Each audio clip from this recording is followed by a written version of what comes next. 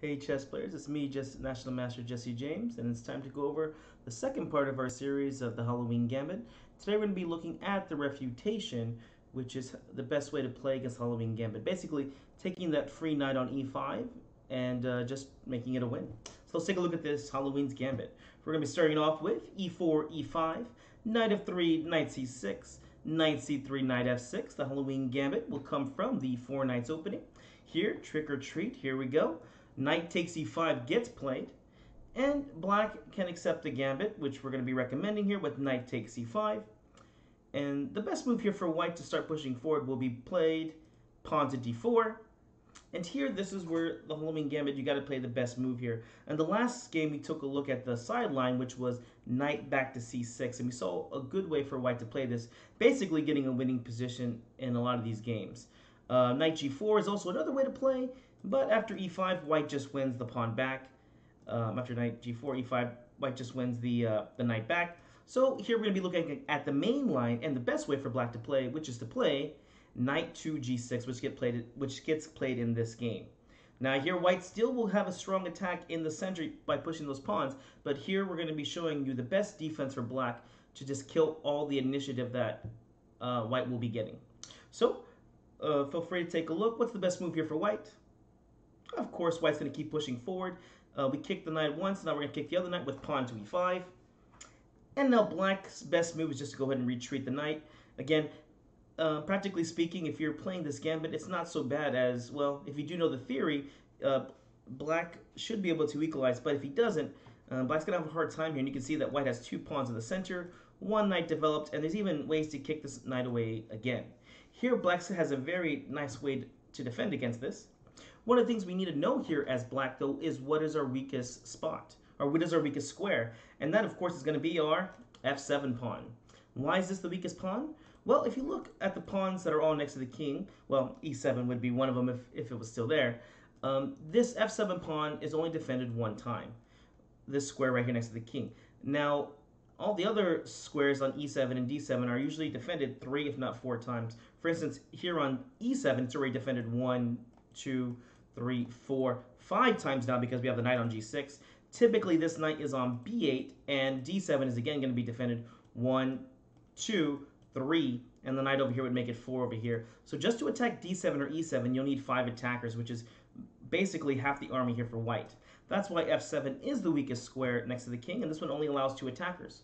For that, white's best plan is actually to put pressure on f7. So we're going to start off with our bishop first. Where do you move this bishop? Yep, we're going to put the c4 right here, putting pressure on f7. And here, white's next move is most likely going to be queen to f3 to attack on f7.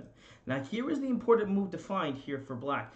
If you don't play this move, you still can play a good game, but the best defense here for black is actually to play. Feel free to put pause and see if you can find it. What's black's best move here? What's the best defense? This is why it's so much better to actually look at the theory rather than just try to figure it out, especially if you're playing a blitz or a rapid game. Here, black plays the stupendous pawn to d5, saying, you know what? I have plenty of material here. Let's just give back a pawn. And that's what you'll find with a lot of strong players is that whenever they're in winning positions, they'll give back just a little material to make the game very easy to win. If you don't play this pawn to d5 move yourself for black, well, white can play d5 himself in the future and kick us away.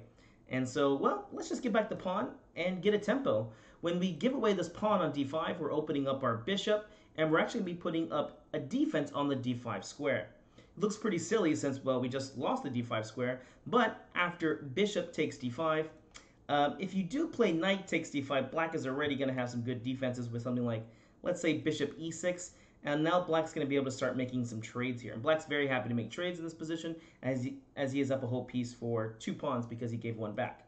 So the best move here for white will be playing bishop takes d5. And after that, we're going to get control over this d5 square. How do we get control over this square? The best way to control the square is using a pawn because a pawn will stay there for a long time. Pawn to c6 gets played attacking the bishop. And white has nothing better than just to retreat to b3. Notice that we do go back to b3 and not c4. Why not? It's always a good idea to have your pieces being defended. So the bishop on c4 would be undefended. Bishop on b3 is being defended. And well, the main theme is to attack f7. So you're going to want to keep this bishop on this diagonal. Now, after this move, black is going to start making d5 square even weaker, and he's going to start making trades. The next two pieces you should be looking at moving is either your bishop or your knight. And, well, if you look at this for a few seconds, where should you move him to, right? Well, the best move here for black is to go ahead and play bishop to b4. Notice that if you did try to bring your knight out, which is not a bad idea, maybe jumping to d5 right here, you actually have blocked your bishop, so you're going to stop your own development here. That's why the best move here for black is just to go ahead and play bishop to b4, getting control over the d5 square, but also letting the knight jump to e7 here. Now, one of the good things about this for black is that they're going to be trying to control the light squares in this game. So here we go. After bishop to b4 gets played, the d5 square is already becoming weaker because, well, the knight was controlling that. And black's going to go, what's white's best move here? There's a few good moves here, but I like the way that white played in this game. White's just going to go ahead and castle kingside. And typically a very good idea for white in a lot of these positions is to try and push their kingside pawns over here. So g4, f4, and f5. Here, black deals with that in a very interesting way. Black goes ahead and continues his development, though. He's going to go ahead and play. Oh, I'm so sorry. He ends up trading real quick. Here, as you can see, because of the pawn structure of the dark squares right here, the bishop only going to e7, well, it wouldn't do too much, right? So here, black just decides to just trade this off and make the d5 square weak. So, bishop takes, pawn takes back. Now, the dark squares are a little bit weak here, but black is hoping just to control these light squares around here. And this will stop white's attack, at least for the moment.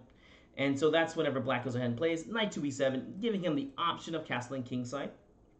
And like I said, white has a few good moves here. I'd be curious to know what you would say in this position. How would you proceed in this one?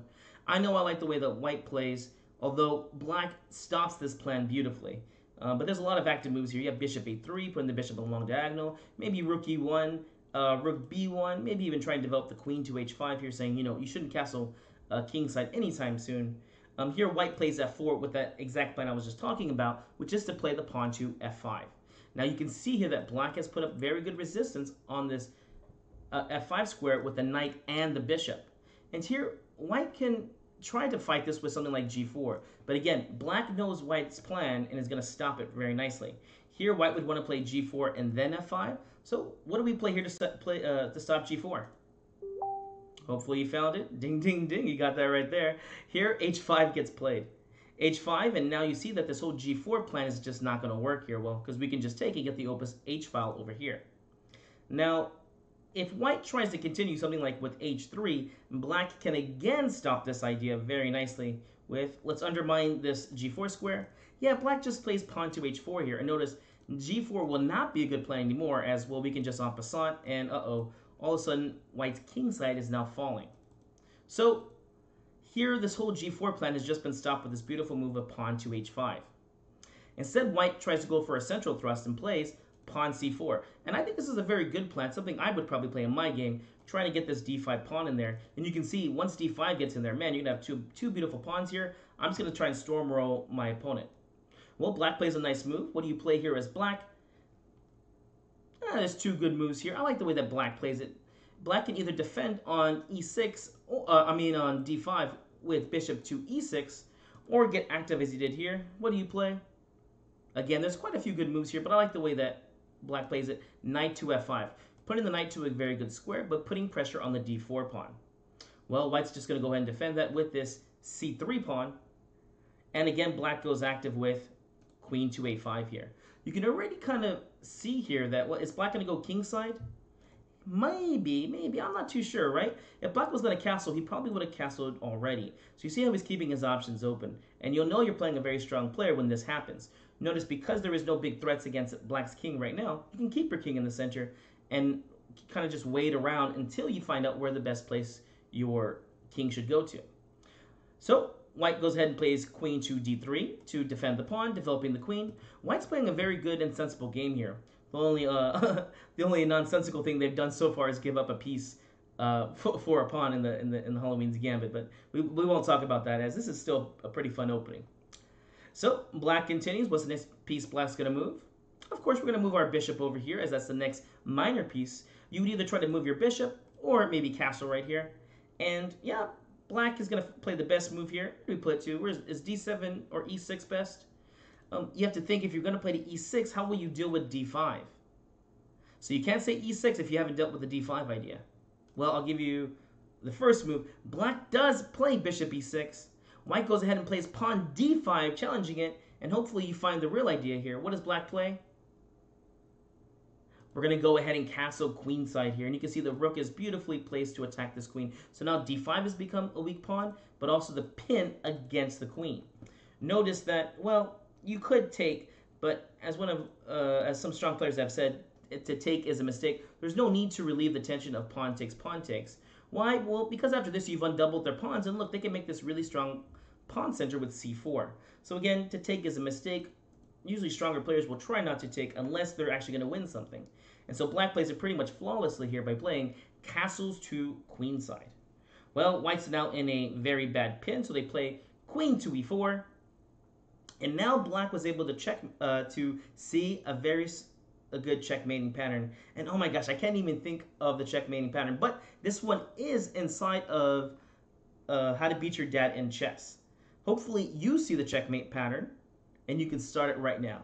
So black to move. Here, black starts a very nice checkmating pattern where, well, white's just in a losing position and loses very fast after not being able to deal with this. Black starts off with queen to c5 check, and white plays king h1. Purdy always says, rook to put yourself into a pin is a bad idea, and I will agree with him, especially in this situation. Black is still winning in this situation, but he just hastens his demise by playing king to h1. What's the next move here to get the attack going? Ooh, this is such a good one. Here we go. Pawn to h4, threatening the deadly move. What is the move black is threatening to make here? Well, white just goes ahead and resigns, as there really is nothing good to do here. White can try this kind of g4 stuff, but after h takes g3, notice black was threatening this beautiful knight to g3 checkmating idea. Let's just say white was not paying attention and played something like bishop d2, then black would just play knight g3 check. Forced move, notice the king cannot move anywhere, so you have to take, and well, the rook is opened up for the h-file and it's checkmate. Here, like I said, there's just really no good way to deal with this. Computer's giving bishop e3, and if you have to give up a piece, well, you might as well just start resigning here. I mean, white may try this g4, but after h takes, pawn takes, checkmate in one here. Hopefully you see it. Just rook takes on h2.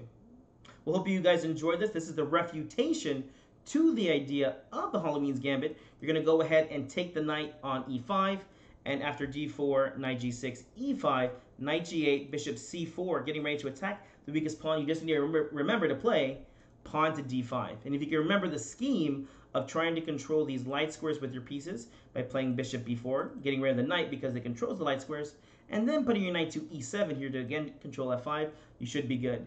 I will say I think I prefer castling queenside as black in these games, although you can go kingside too and get good games. I hope you guys enjoyed it. I'll see you in the next video.